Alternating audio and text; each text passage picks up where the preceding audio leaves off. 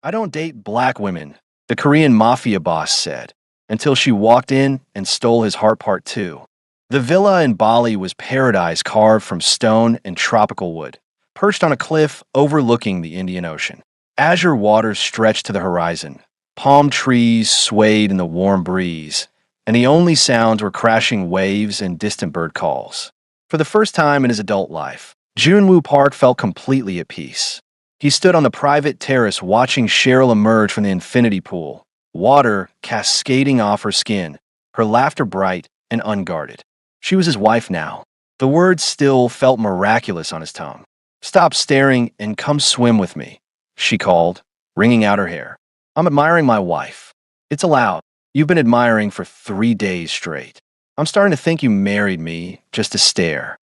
Junwoo crossed the terrace and pulled her close, not caring that she was soaking his linen shirt. "I married you for many reasons. The view is just a bonus." She kissed him, tasting of salt and coconut sunscreen, and he forgot about Seoul, the syndicate, the judgmental whispers. Here, they were just Junwoo and Cheryl, newlyweds drunk on love and tropical sun. That evening, the villa staff prepared a private dinner on the beach. Torches flickered in the sand, creating pools of golden light. A table for two sat at the water's edge, waves lapping inches from their feet. The menu was perfection: fresh lobster, grilled fish, tropical fruits that tasted like sunshine. "I could stay here forever," Cheryl said, her hand finding his across the table. "Just you, me, and no one else's opinions." "We could," Junwoo replied. "I could have Sangwoo run things remotely. We become beach hermits. You'd be bored in a week. With you? Never." She smiled, but something flickered in her eyes, a shadow that made Junwoo's instincts sharpen. He'd survived this long by reading micro-expressions, by sensing danger before it arrived. His hand moved subtly to the small knife he concealed in his waistband. Even on honeymoon, some habits died hard. "Junwoo," Cheryl noticed the change in his posture. "What's wrong?" "The staff member behind you. The one refilling water glasses. He's not moving like the others." Cheryl's expression didn't change, but her body tensed. "What do we do?" "On three, drop under the table." 1. The waiter lunged, producing a pistol from beneath his serving tray. Junwoo moved faster, flipping the table onto its side as the first shot cracked through the tropical night. Cheryl dropped into the sand as he'd instructed, her evening gown billowing around her. More men emerged from the treeline. 4, 5, 6 of them. Professional, armed. This wasn't random violence. This was an organized hit. Junwoo's mind shifted into the cold calculation that had kept him alive through 20 years in the underworld. He grabbed Cheryl's hand. The rocks. Now. They ran, bullets kicking up sand around their feet.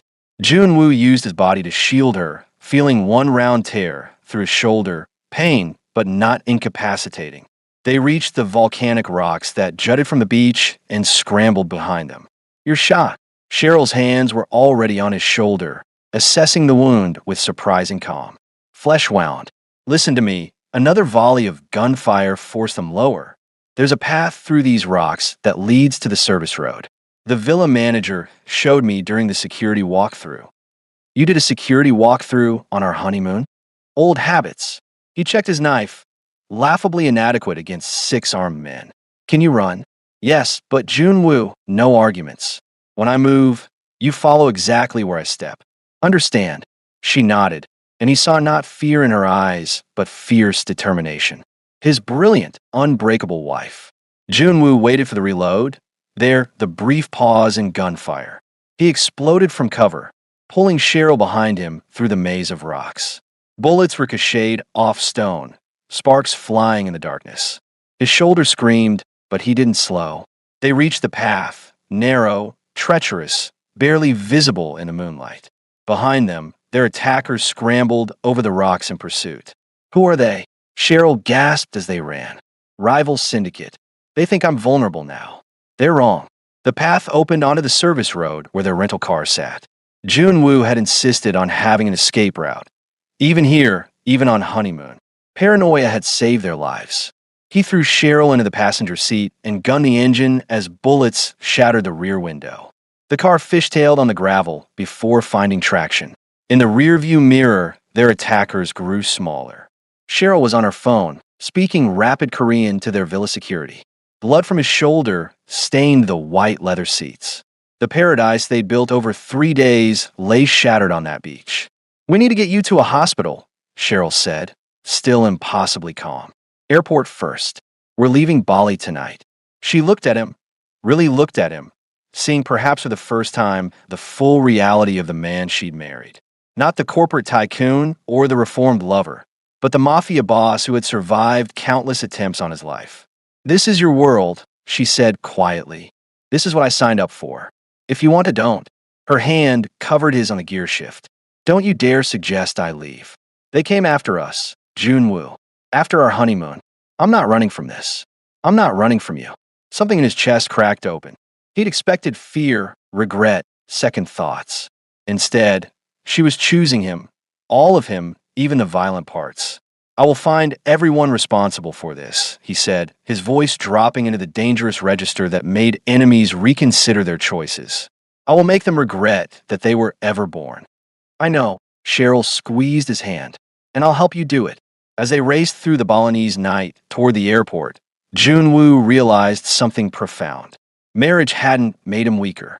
Having Cheryl beside him, matching his strength with her own, refusing to break under pressure, it made him unstoppable. The honeymoon was over, but the real partnership was just beginning. 2 months passed. Seoul welcomed them back with deceptive calm. Junwoo had his people investigate the Bali attack. The trail led to a coalition of smaller syndicates tried to exploit what they perceived as his distraction. He dealt with them quietly, efficiently, leaving messages written in blood for anyone else considering similar moves. Cheryl had returned to work at Bennett Global, refusing to let fear dictate her life. If anything, the attack had hardened her resolve. She moved through Seoul with the same confidence as before, though Junwoo had tripled her security detail. It was a Tuesday afternoon when everything shattered again. Junwoo sat in a strategy meeting with his lieutenants when Sang-woo's phone buzzed. His face went pale as he read the message, and Junwoo knew, instantly, viscerally, that something was catastrophically wrong. "What is it?" Junwoo demanded. Sang-woo's voice was hollow. "Cheryl's security team just reported in. She never came out of her meeting at the Day 1 building in Gangnam. They went inside and found her driver unconscious. She's gone." The room tilted. Junwoo's vision narrowed to a single point of rage so pure it felt like ice in his veins. Gone. Taken. Professional job.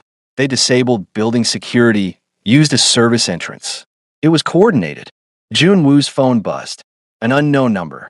A video file. His hands shook as he opened it. The first time they'd trembled in 20 years. Cheryl sat in a metal chair in what looked like an empty warehouse. Her lip was split, a bruise darkening her left cheekbone.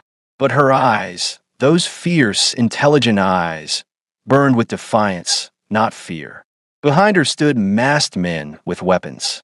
A distorted voice spoke. "Junwoo Park, you have 48 hours to transfer control of your Busan operations and pay 50 billion won. Otherwise, your wife dies.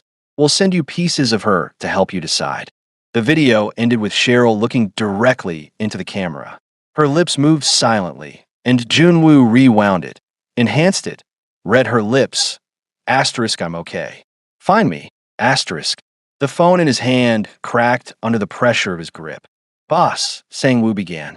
No, Junwoo stood, and everyone in the room instinctively stepped back from the violence radiating off him. "Get every asset we have on the street. Call in every favor, every debt, every piece of leverage we hold over anyone in this city. I want locations of every warehouse, every abandoned building, every possible holding site within 100 kilometers of Seoul. That's hundreds of..." Then we check hundreds. His voice could have frozen hell itself.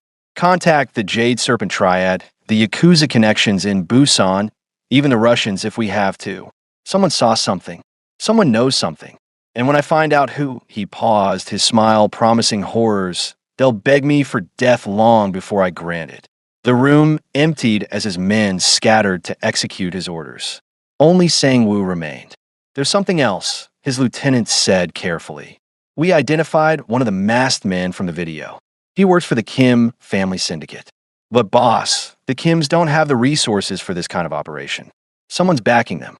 Who? We're not sure yet, but there are rumors.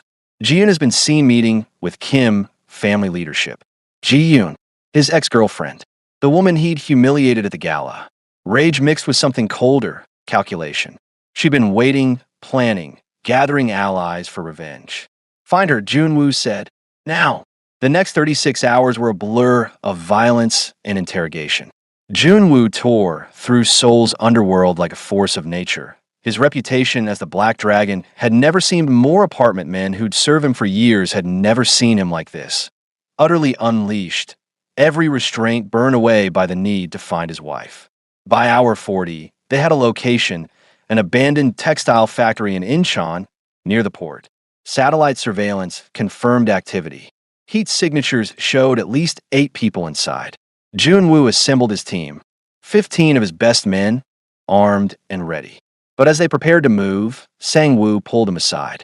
Boss, this could be a trap. We should send an advance team. No, Junwoo checked his weapon with the practiced efficiency of someone who'd done this 1,000 times. Every second she's in there is a second too long. We go now. We go hard.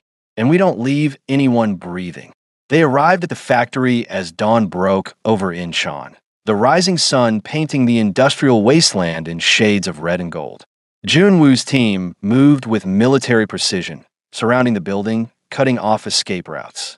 He kicked in a main door, weapon raised, prepared for a firefight. What he found instead stopped him cold. 2 of the kidnappers lay unconscious on the floor. A third sat against the wall, his nose clearly broken, groaning in pain. The metal chair Cheryl had been tied to was overturned, zip ties cut and discarded. And in the corner, Cheryl stood with a piece of rebar in her hands, facing down 2 remaining captors. Her designer blouse was torn, her face bruised, but she looked absolutely magnificent, furious and unbroken. Stay back, one of the kidnappers shouted, seeing Junwoo's team flood in. He grabbed for Cheryl, trying to use her as a shield. She spun with surprising speed and drove the rebar into his knee. He dropped, screaming. The last kidnapper raised his weapon, but Junwoo was faster. A single shot, center mass. The man fell. Silence. Cheryl dropped the rebar, her hands shaking now that the adrenaline was fading. You're late, she said, and then her legs buckled. Junwoo caught her before she hit the ground, dropping his weapon to cradle her against his chest. I've got you. I've got you. I knew you'd come, she whispered. I just got tired of waiting. He buried his face in her hair, his whole body shaking with relief and residual terror.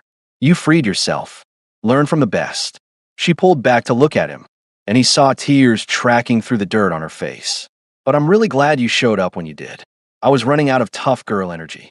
Sang-woo cleared his throat. Boss, we need to secure the area and handle it, Junwoo said without looking away from Cheryl. Get her a medic. Now. As his team secured the factory and called in cleaners for the bodies, Junwoo held his wife and felt something shift in his chest. She hadn't waited passively for rescue. She'd fought, adapted, survived. There's something you need to know, Cheryl said as the medic checked her injuries. Ji-yoon was here. She's the one who orchestrated this. She left about an hour ago, said she was going to watch you crumble from a safe distance. Junwoo's expression went cold. She won't be safe for long. The week after the rescue was a haze of medical checkups, police statements carefully crafted to obscure syndicate involvement, and Junwoo's methodical dismantling of everyone connected to the kidnapping. Ji-yoon had fled to Japan, but Junwoo had connections everywhere. She would face justice, his kind of justice, soon enough. But first, Cheryl needed rest.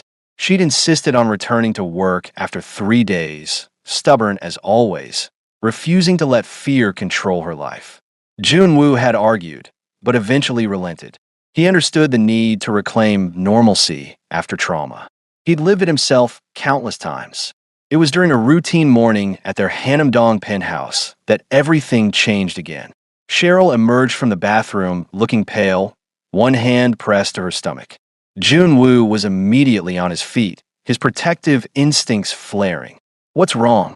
Are you in pain? Is it from the kidnapping? I'm fine, she said, but her voice wavered. I've been feeling off for a few days. nauseous in the mornings, tired. I thought it was stress from everything, but she held up something small in her trembling hand. A pregnancy test. Positive. Junwoo's mind went completely blank. He stared at the two pink lines as if they were written in a language he didn't understand. Say something, Cheryl whispered. You're pregnant. The words felt surreal in his mouth. I think it happened in Bali, before the attack, which means her voice broke. I was pregnant during the kidnapping. When they hit me, when I fought them, oh God, what if I hurt? Junwoo crossed the room in 3 strides and pulled her into his arms. No, don't go there. We're calling the doctor right now. We'll get you checked. Everything will be fine. But his own mind was racing with horrifying what-ifs. She'd been tied to a chair, struck, had fought her way free with a piece of rebar while carrying his child. The guilt threatened to choke him. Dr. Kim arrived within the hour, a discreet physician who'd treated Junwoo's injuries over the years and knew when to keep silent. She performed an ultrasound right there in their bedroom, her expression focused and professional. There, she said, pointing to the screen. Heartbeat is strong. Everything looks normal. You're approximately 8 weeks along. The sound filled the room, a rapid flutter like hummingbird wings. Junwoo stared at the grainy image on the screen, at the tiny blob that was somehow his child, and felt his entire world tilt on its axis. The baby's okay? Cheryl asked, tears streaming down her face. Perfectly healthy. You were very lucky, Mrs. Park, given what you went through. But babies are resilient. This one's a fighter, just like their mother. After the doctor left, Junwoo and Cheryl sat on their bed in stunned silence, her hand resting on her still flat stomach. We're having a baby, she said wonderingly. We're having a baby, he repeated, and then the reality crashed over him like a tidal wave. Joy, terror, overwhelming love for someone he hadn't even met yet. Cheryl, I don't know how to do this. I don't know how to be a father. My own father was nothing like you, she interrupted firmly. You're not your father, Junwoo. You're not your past. You're the man who crossed an entire city to find me. The man who's changing for love. That's the father our child will know. He pulled her close, his hand joining hers on her stomach. I'm terrified. Good. That means you already care. She kissed his temple. We'll figure out together. Like everything else. But even as they held each other, celebrating this unexpected miracle, Junwoo's mind was already calculating threats. A child made him vulnerable in ways he'd never been before. Every enemy he'd made over 20 years would see this baby as leverage, as a weakness to exploit. We can't tell anyone yet, he said suddenly. Not for a few months. Not until we're sure it's safe. Cheryl pulled back to study his face. You're thinking about security. I'm always thinking about security. But now, he touched her stomach again with infinite gentleness. Now, I have 2 people to protect. The 2 most important people in my world. 3, she corrected with a small smile. Don't forget yourself. I need you alive and intact, Mr. Park. Over the following weeks, they prepared in secret. Junwoo had the penthouse security system completely overhauled. He assigned Sang-woo to personally vet every staff member who had access to their home. He researched pediatricians, hospitals, read books on pregnancy and child development with the same intensity he'd once studied enemy movements. Cheryl watched him with amusement and affection. You're going to be that dad who bubble wraps the entire house, aren't you? Absolutely. She was 3 months along when the morning sickness finally eased. For months when they found out they were having a daughter. Junwoo cried in the ultrasound room, holding Cheryl's hand, watching their baby girl move on the screen. A daughter, he whispered. I'm going to have a daughter. You're going to be so wrapped around her tiny finger, Cheryl teased, but her own eyes were wet.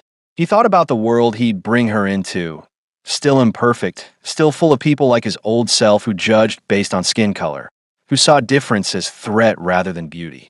The thought of anyone treating his daughter the way he'd once dismissed women who looked like Cheryl made rage and shame war in his chest. I'll burn down anyone who hurts her, he said fiercely. I know, but let's also teach her to fight her own battles, to be strong like her mother, strategic like her father. Deal. They told only their closest circle, Cheryl's parents via video call, her mother sobbed with joy, Sang-woo, who smiled for the first time in years, and eventually Min-jun, who placed a wrinkled hand on Cheryl's stomach and murmured a blessing. But secrets in Seoul's underworld never stayed secret for long. By month 5, whispers had begun. By month 6, everyone knew. And Jun Woo's enemies began to circle once more, sensing opportunity in his greatest vulnerability. The storm was gathering. But this time, he wouldn't face it alone. The news of Cheryl's pregnancy spread through Seoul's underworld like wildfire. At 7 months, she could no longer hide the curve of her belly beneath designer clothes. Photos of them appeared in society magazines. The controversial couple now expecting a child. The reactions range from genuine congratulations to thinly veiled disgust. But the most dangerous reaction came from those who saw opportunity. The envelope arrived at Junwoo's office on a cold February morning. No return address. Inside, a single photograph of Cheryl leaving her doctor's appointment, a red circle drawn around her pregnant stomach, and a note written in precise Korean calligraphy. Asterisk. Everything you've built or everyone you love. Choose wisely. You have 72 hours. Asterisk. Junwoo's hand crushed the paper. Sang-woo stood across from him, his expression grim. It's not just one group, Sang-woo reported. Intelligence suggests a coalition. The remnants of the Kim family syndicate, 2 rival organizations from Busan, and several conservative business families who've never accepted your choices. They've pooled resources. This is bigger than anything we've faced. How big? If you refuse their ultimatum, they're threatening simultaneous attacks. Your legitimate businesses, your syndicate operations, and Sang-woo hesitated. They've made it clear Cheryl and the baby are primary targets. They know that's where you're most vulnerable. Junwoo stood and walked to his window overlooking Seoul. The city he'd conquered, controlled, rebuilt in his image. 20 years of blood and sacrifice. His empire.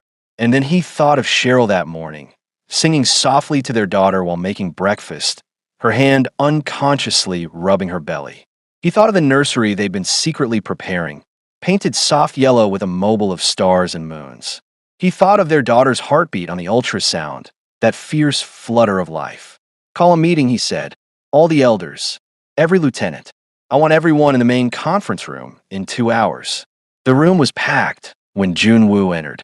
30 men who'd served the Geometrilong syndicate for decades, who'd built their lives on its power and profits.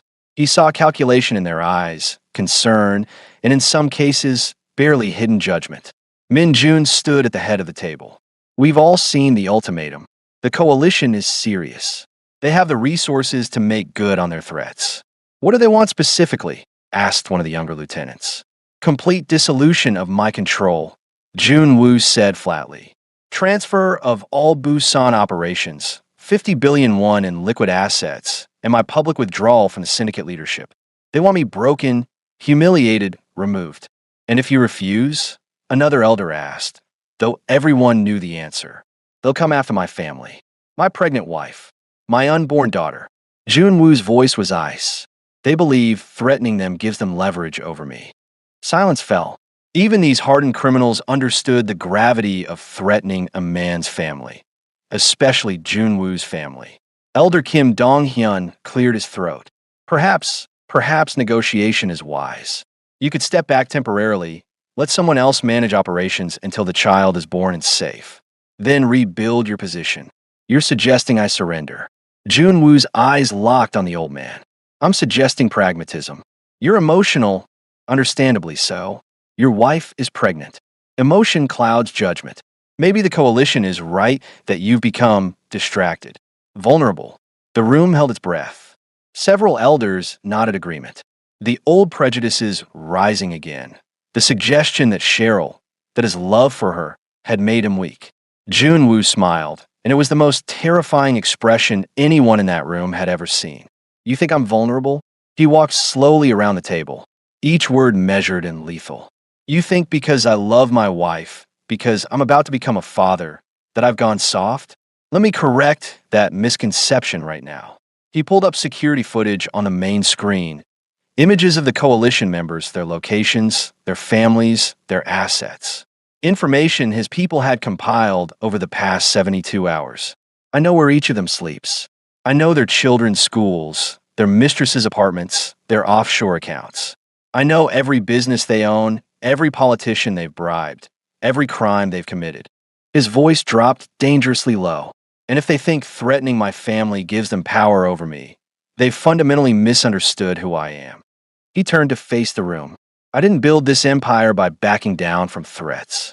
I built it by being more ruthless, more strategic, and more willing to do what's necessary than anyone else. That hasn't changed. If anything, having something real to protect has made me more dangerous, not less. Sang-woo pulled up another screen, detailed attack plans, coordinated strikes, financial warfare strategies. We hit them tonight, Jun-woo continued. Simultaneously, every major asset they have. We expose their illegal operations to authorities we control.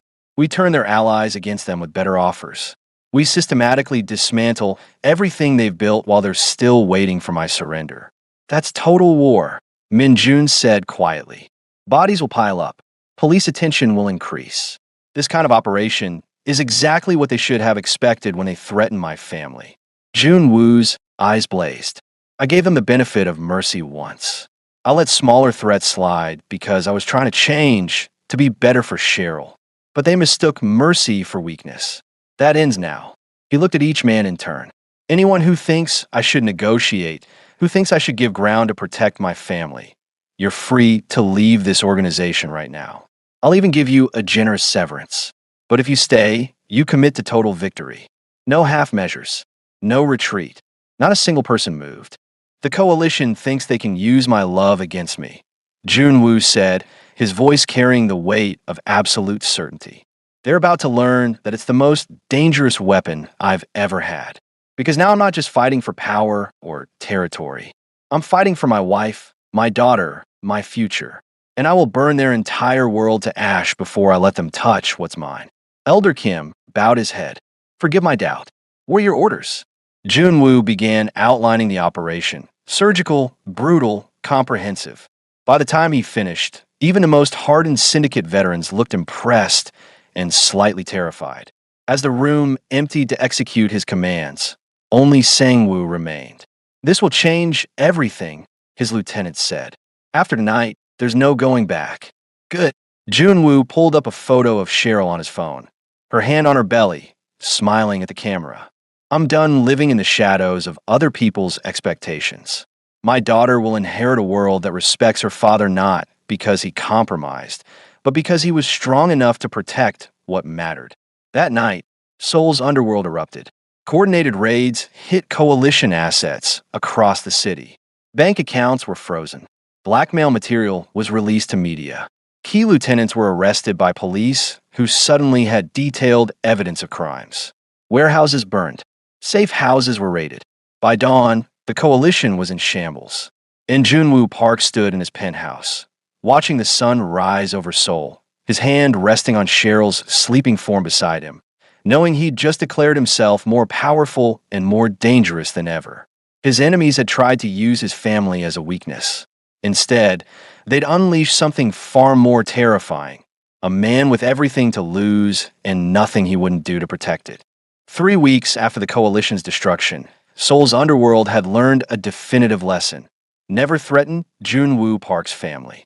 The remnants of the rival syndicates had either pledged loyalty or fled the country. Ji-yoon had been found in Osaka and quietly disappeared. Jun-woo never told Cheryl the details, and she never asked. Now, at 38 weeks pregnant, Cheryl moved through their penthouse like a ship in full sail, one hand perpetually on her lower back, the other resting on her enormous belly. I'm done, she announced, waddling into the living room where Jun-woo was reviewing legitimate business contracts. He'd been slowly transitioning to legal enterprises, keeping his promise to build a better world for their daughter. Completely done. This baby needs to vacate the premises immediately. Jun-woo smiled, setting aside his work. The doctor said any day now. Any day now has been the forecast for 2 weeks. I can't see my feet. I can't sleep. And your daughter, she poked her belly accusingly, keeps using my bladder as a soccer ball. Our daughter, he corrected, pulling Cheryl carefully onto the couch beside him. And she's just practicing her fighting skills. Takes after her mother. Cheryl laughed, then winced. Oh, That was different. Jun-woo was on his feet instantly. Different how? Pain? Should I call Dr. Kim? Jun-woo, relax. It's probably just she stopped, her eyes going wide. Okay, that was definitely a contraction. The color drained from his face. We'll go to the hospital. Now. We have time. First baby's take. Her water broke, soaking the expensive Italian leather couch. Now, Jun-woo repeated, his voice pitching higher than she'd ever heard it. We're going right now. The drive to Seoul Medical Center was a blur. Sang-woo drove while Jun-woo sat in the back with Cheryl, holding her hand through contractions, looking more terrified than he'd ever looked facing armed enemies. You're crushing my hand, Cheryl gasped.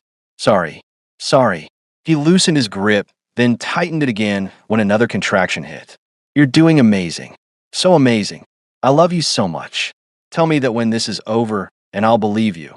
The hospital staff had been prepared. Jun-woo had paid for the entire private maternity floor. Dr. Kim met them at the entrance with a wheelchair and a knowing smile. Ready to meet your daughter? She asked. No, Jun-woo said honestly. But I don't think we have a choice. The labor was long. 14 hours of Cheryl's hand breaking his fingers, of her cursing him in English and Korean, of his helpless apologies and whispered encouragement. He stayed by her side every moment, wiping her forehead, feeding her iced chips, looking more devastated by her pain than he'd ever been by his own injuries. I can't do this anymore, Cheryl sobbed during hour 12. I can't. It's too much. You can, Jun-woo said fiercely, his own eyes wet. You're the strongest person I've ever known. You survived the kidnapping. You saved yourself. You can do this. Easy for you to say, you're not. Another contraction cut her off. Finally, as dawn broke over Seoul, Dr. Kim said the words, it's time to push. 10 minutes later, their daughter entered the world, screaming her fury at the indignity of birth. Dr. Kim placed the tiny, perfect bundle on Cheryl's chest, and time stopped. She's here, Cheryl whispered, tears streaming down her exhausted face. Our baby girl is here. Jun-woo couldn't speak, couldn't breathe. He stared at the tiny face, scrunched and red, her small fists waving indignantly. She had Cheryl's nose, his dark eyes, and a head of thick black hair. She was the most beautiful thing he'd ever seen. When Dr. Kim asked if he wanted to cut the umbilical cord, his hand shook so badly Cheryl laughed through her tears. I've seen you handle weapons without flinching, she teased. This is scarier, he admitted. Later, when Cheryl dozed and the baby, Jimin, they decided, meaning wisdom and cleverness, lay in his arms. Jun-woo finally allowed himself to fall apart. Silent tears ran down his face as he studied every detail of his daughter. Her miniature fingernails, the way she yawned, the weight of her impossibly small body. I'm your father, he whispered, and I promise that I will spend every day of my life making sure you never face the prejudice I once held. That you grow up knowing you're loved exactly as you are. That you're safe, cherished, protected. A gentle knock on the door. Sang-woo entered quietly, followed by Min-jun, both men carrying flowers and wearing expressions of wonder. May we? Min-jun asked. Jun-woo nodded. The old man approached, peering at the baby with ancient eyes that had seen too much violence, too much hate. Then he did something Jun-woo had never witnessed. Min-jun cried. She's perfect, the consigliera said. Forgive me, Jun-woo. Forgive an old fool who almost missed witnessing this miracle because of outdated beliefs. You're here now, Jun-woo said. That's what matters. Over the next hours, the hospital room filled with their unlikely family. Cheryl's parents arrived from Atlanta, her mother weeping and hugging everyone. Several Reformed Syndicate elders came to pay respects, bringing traditional gifts and bowing to the baby. Even some of Cheryl's business colleagues stopped by, their earlier judgment replaced by genuine happiness. The photos hit Korean media within hours, the controversial couple with their newborn daughter. The reactions were mixed. Some conservative outlets still criticized, but increasingly, the narrative was shifting. Young Koreans especially embraced the family as a symbol of changing times. That evening, alone again with his wife and daughter, Jun-woo sat by Cheryl's hospital bed and watched them both sleep. His empire was secure. His enemies were defeated. His family was safe and whole. I used to think love made you weak, he whispered to his sleeping daughter. Your mother taught me that love makes you invincible. Thank you for choosing us, Jimin. We'll spend our lives being worthy of you. Cheryl's hand found his in the darkness. We already are, she murmured without opening her eyes. We already are. Outside the window, Seoul glittered under the stars. The same city where Junwoo had once ruled through fear and prejudice. Now he saw it differently, as a place where his daughter would grow up, where she would face challenges but also opportunities, where the world was slowly, painfully, beautifully changing. He'd built an empire on blood and ruthlessness. But his greatest achievement lay sleeping in a hospital bassinet, weighing 7 pounds and 3 ounces, with her whole future ahead of her. Junwoo Park, the man who once said he didn't date black women, looked at his black wife and their perfect daughter and felt something he'd never known in 40 years of life: complete and unconditional peace.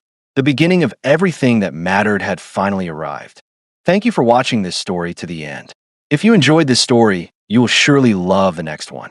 It's as crazier and more intriguing as you can ever imagine. So do check it out. Click on the image showing on your screen right now to watch the next one.